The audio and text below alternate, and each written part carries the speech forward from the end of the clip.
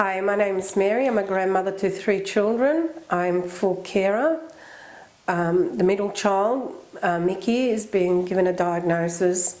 When when the children first came in my care, I was having a lot of other issues in my life. There was a lot of confusion, a lot of juggling.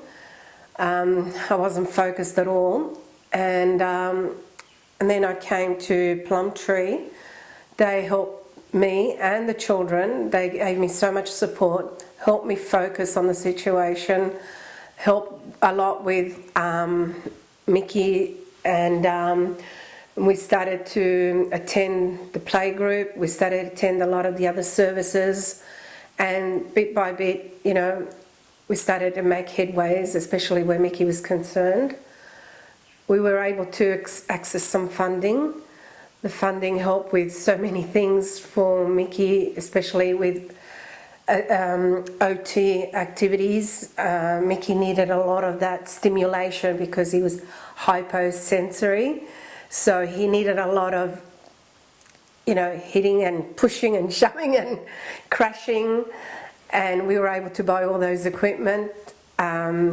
We were also able to utilise that funding for things like getting Mickey to try different foods, which was really essential because his eating habits were extremely poor. We were able to buy an air fryer because Mickey predominantly lived on chips. His diet slightly changed for the better. But at the time he only lived on chips, so I was really concerned with all that fat that he was taking in. So the air fryer we got a good 12 months use out of it until he decided he didn't like chip machines anymore. And we also tried to encourage him to have other foods. We bought a Yo Nana, which uses bananas and other fruits, so he would have something healthy. To have control of funding for me means that I can have more choices at what I can use able to use to help Mickey. Okay, my whole focus has been how to help Mickey, but also to help the other children as well, so they don't feel left out. So having control also means that I have a say in what we purchase, and and when we discussed the items, it was a joint venture, because I spoke about it with the OT, we researched it, and decided what would best suit him for his situation. Yeah. As Mickey grew, his needs changed. So we went from needing a lot of things to help with his sensory, to then probably getting things to sort of settle him down a little bit and coming back down. So we went from trampoline, necessary equipment, crash mats, all these things that were really essential for his benefit, because to this day he still can't sit still for too long. And then we moved on later on to look at things for dietary and encouraging to eat, because that was also essential. And again, when we got other funding, which we got with FAV, we then purchased some iPads, and the iPad was for both children, both boys, because again, I have to keep the peace in the family, which is essential for us. And so, and the iPad taught Mickey so much more too, and also helps him keep him calm. With the iPad, Mickey learned to access a lot of games. He's learned to download games. He's learned to download things to help him with speech. He also goes to YouTube quite a lot, downloads music that he likes and dances to it, which also helps. A lot of his dancing helps so much with the sensory.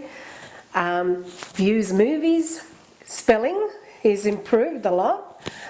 He can't write that well. He hardly writes that well with his hands, but boy, can he spell on the iPad and put things in. My experience with individual funding's taught me that there's a lot of support there. There's a lot of things that we can manage. A lot can be achieved, but we need to share our experiences with other parents. That a lot of organisations don't seem to advertise their services, so it's only through word of mouth that I've found out what's available. And the other thing is to make forms a little bit easier, more user-friendly when you're filling in for applications. Quite often you need to have a caseworker with you to be able to access some funding. With the FAF, I had the caseworker put in the application, so that was good because I don't have to deal with too many forms, but the forms are a nightmare. I've learnt so much from other parents. I mean, having parents as a network basis, it's the best possible thing that you can set up. You learn so much more. You learn which doctor to use and which doctor not to use, where you can go for funding, what's available out there, what Medicare will cover for you, what Centrelink will support you with. Because there's been other parents who've experienced that before and they can give you their wisdom. Also, what's there in regards to supporting parents. Like, for instance, my time groups, they're superb, really. What I find though is that a lot of parents won't attend groups that offers them support, but if you reword it by saying things like come to the group and learn what more you can do to help your child, then they're more likely to attend because it's not about themselves, it's about the child. In Park, we started our own group too, our own support group. Yeah, I'm the contact person. To have control of the funding for me meant that I could choose what was appropriate for Mickey and what he needed at that time for his needs. Okay, so because of his needs were so complex with, you know, the hypersensory issues, that's what we targeted. And again, his needs were eating, so having the control, I was able to target exactly what he needed. Looking back with all the work that we've put in with Mickey, the progress has been amazing. He's a different child. He went from a child that was very disruptive to a very cooperative child. I mean, at home he still likes to pull the wool over my eyes, but at school he's so well behaved. I struggled to believe that it was the same child. They said, are you sure you're talking about my grandchild? And they all assured me that it was. And he's quite good. And, you know, when he was here in the beginning, he was aggressive, he could be violent, he used to bite. I was covered in bite marks.